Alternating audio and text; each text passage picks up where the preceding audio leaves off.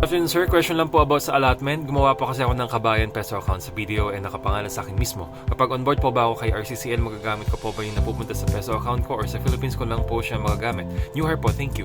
Hey guys, it's me again Jen and welcome back for another episode of Question and Answer portion coming from Luna. So ito guys, sagutin natin ng mabilis to kay Sir Luna. So pag gumawa kayo guys ng Kabayan Peso account sa video na nakapangalan sa inyo, magagamit nyo pa rin po yan regardless kung nasan company kayo.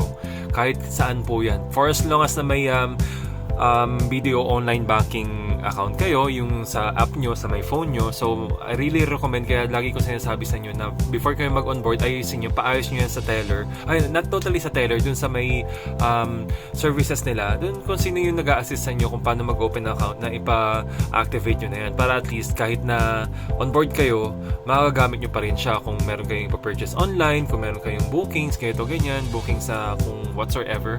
Kung let's say meron kayong pupuntahan, ganyan, hotels or mga reservations, ganyan, pwede nyo pa rin magamit yan kahit on board kayo for as long as may internet kayo. And regarding dyan, pag yung let's say may mga pwede nyo rin siyang gamitin pag purchase nyo sa labas, pero much better if yung gagamitin nyo na lang is yung salary on board nyo kasi yun is dollars yun.